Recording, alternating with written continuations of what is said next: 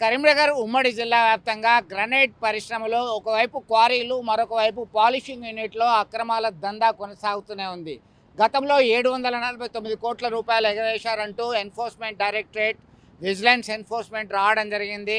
ఏజెన్సీలు, ట్రాన్స్పోర్ట్ ఏజెన్సీలు ఎగవేస్తున్నాయని చెప్పేసి ఆరోపణలు వచ్చినటువంటి నేపథ్యంలో 1+5 అంటే 6% పెనాల్టీ కట్టాలి, దానిలో భాగంగా 749 కోట్ల రూపాయలు చెల్లించాలని ఆదేశాలు జారీ చేసినప్పటికీ పట్టించుకున్న పాపాన పోలేదు. అది కాస్త మరుగున పడింది. తాజాగా పాలిషింగ్ యూనిట్లకు సంబంధించినటువంటి వ్యవహారంలో నకిలీ ఇన్వాయిస్లు, ఫేక్ ఇన్వాయిస్లు పెట్టి రాజస్థాన్కి చెందినటువంటి పలువురు ముఠా సభ్యులుగా ఏర్పడి వ్యాపారుల దగ్గర డబ్బులు గుంజుతున్నారు. కానీ అధికారికంగా చెల్లించాల్సినంత చెల్లించట్లేదు. దీంతో 100 కోట్ల రూపాయల వరకు సుమారుగా నష్టం వాటిల్లినట్టుగా డీజీసీజీఐ సంబంధించినటువంటి అధికారులు గుర్తించడం జరిగింది. ఇటీవలకు జరిగినటువంటి తనిఖీలో భాగంగా ఓ వ్యక్తిని సైతం అరెస్ట్ చేశారు. దీనికి సంబంధించి ఏం జరుగుతుంది, అసలు ప్రధానంగా గ్రనైట్ వ్యవస్థకు సంబంధించి ఒక క్వారీ, ఉదాహరణకి కరీంనగర్ నూతన జిల్లాలో 100 క్వారీలు ఉన్నాయనుకుంటే 100 × 100 10,000 బ్లాకులు వస్తాయి ఒక నెలకి. దానికి సంబంధించి ఏడీ mining, assistant directorate mining department నుంచి ఆర్ఐ అనేటువంటి అధికారి దీన్ని మెజర్ చేయాల్సినటువంటి అవసరం ఖచ్చితంగా ఉంది. కానీ మెజర్మెంట్ మాత్రము క్యూబిక్ మీటర్లలో కొలుస్తున్నారు, కానీ అమ్మేటప్పుడు మాత్రము టన్నుల్లో అమ్ముతున్నారు. షిప్లో కావచ్చు, లారీలో కావచ్చు, వేబిల్ ఇచ్చేటువంటి పరిస్థితిలో టన్నుల్లో ఉన్నటువంటి పరిస్థితి. దీనికి వేరియేషన్ వస్తుంది. అలాగే జిఎస్టీకి సంబంధించినటువంటి అంశంలో ఆ రాయల్టీ, క్వారీ యజమాని రాయల్టీ చెల్లించాలి, కానీ పాలిషింగ్ యూనిట్ ఆయన చెల్లించాలి అని చెప్పేసి ఆయన తప్పించుకుంటున్నాడు. ఈయన దగ్గర వసూలు చేయాలంటున్నారు. దీనిలో అనేక లోపాలు ఉన్నాయి. అధికారులు, రాజకీయ నాయకులు దీనిలో ప్రధానంగా లబ్ధి పొందుతున్నారనేటువంటి ఆరోపణలు వస్తున్నటువంటి నేపథ్యంలో ఒక్కసారిగా ఉలిక్కిపడ్డారు. దీనిలో తీగలాగితే డొంకంతా కదిలినట్టుగా అక్రమాలు కొనసాగుతూనే ఉన్నాయి. వ్యవస్థలో లోపాలు ఖచ్చితంగా ఉన్నాయి. వీటిని సరిదిద్దాల్సినటువంటి అవసరం ఎంతైనా ఉంది అని చెప్పేసి పలువురు కోరుతున్నటువంటి పరిస్థితి. గతంలో సైతం ఫిర్యాదు చేశారు. మైనింగ్ మాఫియా కొనసాగుతుంది, గ్రానైట్ వ్యవస్థలో లోపాలున్నాయి, అక్రమాలు కొనసాగుతున్నాయని చెప్పేసి పలుమార్లు ఫిర్యాదు చేసినటువంటి న్యాయవాది, జనసేన నేత మనతో ఉన్నారు. అడ్వకేట్ మహేందర్ రెడ్డి ఉన్నారు. మహేందర్ రెడ్డి గారు నమస్తే. ఏంది పరిస్థితి, దీనికి సంబంధించి ఎట్లా చూడొచ్చు? మొన్నటికి మొన్న దాదాపు మనోజ్ ఎంటర్ప్రైజెస్ దానిపైన 16 కోట్ల రూపాయలు ఎగవేత ఉన్నట్టు గుర్తించారు. దాదాపు 100 కోట్ల రూపాయలు అక్రమాలు జరిగాయి, ఇన్వాయిస్లు నకిలీ ఉన్నట్టుగా అధికారులు, ఉన్నతాధికారుల తనిఖీల్లో వెల్లడయ్యాయి.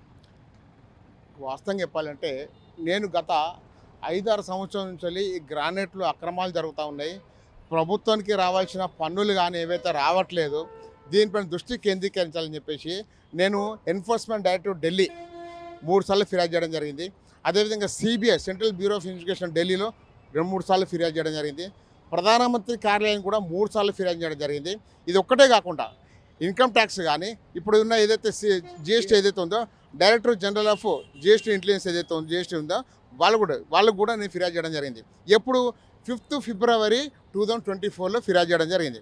ఏదైతే కరీంనగర్లో జరుగుతున్న 749 గ్రానైట్ స్కామ్ అవుతుందో, ఇట్లా జిఎస్టీ కట్టట్లేదు వీళ్ళు, ఏవైతే కంపెనీలు ఏవైతే ఉన్నాయో ఇవాళ కట్టట్లేదు అని చెప్పి గతంలో ఫిర్యాదు చేసిన. ఇవాళ దాసరి శ్రీకాంత్ అనే వ్యక్తి ఇవాళ మనోజ్ ఎంటర్ప్రైజ్ ద్వారా ఇవాళ బయటకొచ్చింది కదా.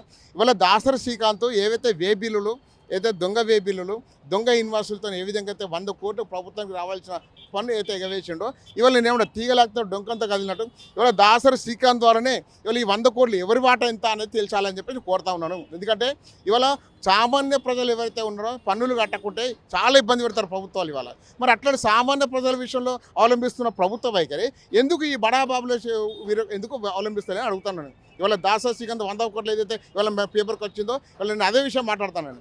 ఇవాళ ఇక్కడ ఉన్న గతంలో 8-9 కంపెనీలు ఏవైతే ఉన్నాయో వాళ్ళు 124 కోట్ల చిల్లర అమౌంట్ కట్టాలి ఉంటే, ఏదైతే రాయల్టీ పెనాల్టీ అయితే కట్టలేదు కాబట్టి వాళ్ళు 5 అంతలు పెనాల్టీ చేస్తే 749 కోట్ల రూపాయలు కట్టాలి. ఇవాళ గత టీఆర్ఎస్ ప్రభుత్వ హయాంలో జరిగిన ఈ తతంగం ఇవాళ కాంగ్రెస్ ప్రభుత్వం వచ్చి కూడా దాదాపు సుమారు 2.5 సంవత్సరాలు 3 సంవత్సరాలు కడతా ఉండేది.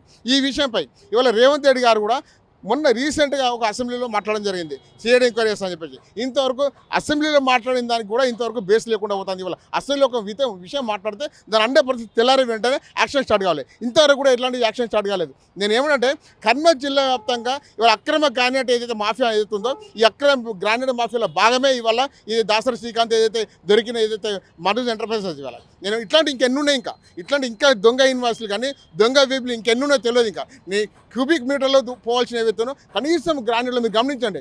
గ్రానైట్ ఏదైతే క్వారీ అసోసియేషన్ ఉంటుంది, గ్రానైట్ కటింగ్ అసోసియేషన్ ఉంటుంది, గ్రానైట్ ట్రాన్స్పోర్ట్ అసోసియేషన్ ఉంటుంది, ఈ పాలిషింగ్ ఉంటుంది, ఇవన్నీ రకాలు ఉంటాయి.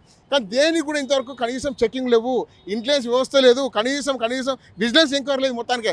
ఇవాళ ట్రాన్స్పోర్ట్ కూడా మీరు గమనించండి, ట్రాన్స్పోర్ట్ కూడా ఇవాళ కనీసం చెకింగ్ ఉండదండి. ఎక్కడ చెకింగ్ ఉండదు. వాళ్ళు ఇంకా డైరెక్ట్ వాళ్ళకు అనుకున్న ప్లేస్ దీనిలో ఇంటర్నల్ గా వాళ్ళకి అమ్మాలు నడుస్తాయి అంటారా, ఒప్పందాలు ఉంటాయా? కింది నుంచి కాదండి, ఇక్కడ ఉన్న ప్రజాప్రతినిధులకు ముడుతుంది అమౌంట్, ఇక్కడ ఉన్న అధికారులకు ముడుతుంది, అందరికి ముడుతాయి అమౌంట్, ఇక్కడ ఉన్న మైనింగ్ అధికారులకు ముడుతాయి, అందరికి అమౌంట్ ముడతాయి. కూడా అందరు ఇవాళ మౌనంగా ఉన్నారు. ఇవాళ గతంలో నోరు తెరిచిన ప్రజాపతిలో ఇవాళ ఎందుకు నోరు తెరవచ్చేది, ఇవాళ ఎందుకు మాట్లాడలేదు అంటే వాళ్ళకి మామూలు ముట్టున్నాయి కాబట్టి, ఇవాళ కమిషన్లు ముడుతున్నాయి కాబట్టి, నెలల్లో మామూలు వస్తున్నాయి కాబట్టి ముడతలేదు. ఇవాళ నేనేమంటున్నా, మనకు అధికారం రాకముందు ఏ విధంగా మాట్లాడుతూ అధికారం వచ్చాక ఎందుకు మౌనంగా ఉంటున్నారు అని నేను ప్రశ్నిస్తూ ఉన్నాను. ఇవాళ ఇంత పెద్ద ప్రజాధనం దుర్యోగం అవుతా ఉంటుంది. ముఖ్యమంత్రి రేవంత్ రెడ్డి ప్రకటన చేసి ఇన్ని రోజులైనప్పటికీ ఇంకా చర్యలేవి, తనిఖీలేవి అని అంటారా మీరు? నేను అదే అంటున్నా. ఇవాళ ముఖ్యమంత్రి గారు కూడా వీళ్ళకు ఆయన కూడా మాట ముడుతుందని అనుమానం కలుగుతూ ఉన్నది. ఎందుకంటే ఇవాళ అసెంబ్లీలో మాట్లాడు, మౌనంగా అసెంబ్లీలో మాట్లాడితే వీళ్ళు వెంటనే ఏం చేస్తారు, తెల్లారి పోతారు, కలుతారు, ఆ ఇష్యూని మళ్ళీ సర్దుమని. అసెంబ్లీలో మాట్లాడే ఆయనకు డబ్బు రాలేదు కాబట్టి అసెంబ్లీలో మాట్లాడాక డబ్బు వచ్చేసింది కాబట్టి దాన్ని సైలెంట్గా అయిపోయాడు. మాట్లాడే వరకే పరిమితం అవుతూ ఉన్నారు. ఇవాళ మాట్లాడినాక వాళ్ళకి మామూలు పోగానే మౌనం వహిస్తూ ఉన్నారు. ఇవాళ నేను ఆ విషయం నేను ఇవాళ క్వశ్చన్ చేస్తా ఉన్నాను. ఇవాళ నేను అందుకే అంటున్నాను, ఇవాళ దొంగ వేబిల్లులు ఏవైతే దొంగ ఇన్వెస్టులతో ఏవైతే ఉన్నారో ఇవాళ చాలా క్యూబిక్ మీటర్లు ఏవైతే ట్రాన్స్పోర్ట్ అవుతుంది. మీరు గమనించండి, ఒక ట్రాన్స్పోర్ట్ ఇవాళ ఇక్కడ రాత్రి 8 గంటల నుంచి తెల్లారి 7 వరకు ఒకసారి గమనించండి.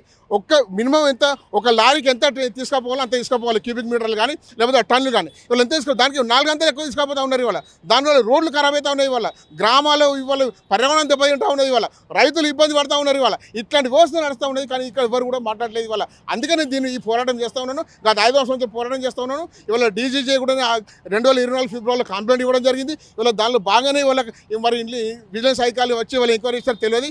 ఇంకా దీన్ని లోతుగా పోవాలని చెప్పేసి నేను కోరుతా ఉన్నాను. మొత్తం మీద ఒక వ్యవస్థలో లోపాలు ఉన్నాయి, ఇప్పటికే మాకు ఇబ్బందులు ఉన్నాయి, అనేక నష్టాలతో కునారిల్తున్నామని చెప్పేసి గ్రానైట్ వ్యాపారాలు చెప్తుంటే ఖచ్చితంగా అధికారులు దీని మీద నిరంతరం నిఘా పెట్టాలి. ప్రభుత్వ నియమ నిబంధనల ప్రకారం అమలు చేయాల్సినటువంటి అవసరం ఉంది. నిఘా వ్యవస్థ అమలు చేయాలంటే మ్యాన్ పవర్ కావాలి, మ్యాన్ పవర్ లేదు. అలాగే నడుస్తుందిలే, డబ్బులు ఇస్తే అన్నీ నడుస్తాయి అనేటువంటి ఉద్దేశంతోనే వీళ్ళు పట్టనట్టుగా ఉంటున్నారనేటువంటి ఆరోపణలు వస్తున్నాయి. Director general of GST intelligence సంబంధించిన అధికారులు తనిఖీలు చేస్తేనే విస్తుపోయే వాస్తవాలు బయటకు వస్తున్నాయి. దీనిలో ఖచ్చితంగా చర్యలు చేపట్టాలని డిమాండ్ చేస్తున్నారు. మరొక వైపు గతంలోనే 124 కోట్ల రూపాయల పెనాల్టీకి 1:5 అంటే దాదాపు 749 కోట్ల రూపాయలు పెనాల్టీ విధించాలనే ఆదేశాలు జారీ చేసినప్పటికీ ఇప్పటికీ చెల్లించిన దాఖలాలు లేవు అని చెప్పేసి ఆరోపణలు వస్తున్నాయి. ఒకవైపు మెజర్మెంట్కి సంబంధించి క్యూబిక్ మీటర్లలో తీసుకోవడము, మళ్ళీ అమ్మేటప్పుడు టన్నుల్లో అమ్మడము, నకిలీ ఇన్వాయిస్లు, నకిలీ కంపెనీలు, నకిలీ ట్రాన్స్పోర్టేషన్స్, ఇవన్నీ కూడా నకిలీ దందా, జీరో దందా జోరుగా సాగుతున్నటువంటి వ్యవహారంపై ఖచ్చితంగా చర్యలు చేపట్టాలి. స్వయంగా రాష్ట్ర ముఖ్యమంత్రి సైతం అసెంబ్లీ వేదికగా మాట్లాడారు. మరి ఎందుకు మాటలకే పరిమితమైందా, మరి చర్యలు ఏమైనా ఉంటాయా లేవా అనేటువంటి కోణంలో ఆరోపణలు వస్తున్నటువంటి నేపథ్యంలో ప్రభుత్వ యంత్రాంగం చిత్తశుద్ధితో పనిచేసినప్పుడు మాత్రమే ఇలాంటి వ్యవస్థలో ఉన్నటువంటి లోపాలని సరిదిద్దేటువంటి అవకాశం ఉంటుంది.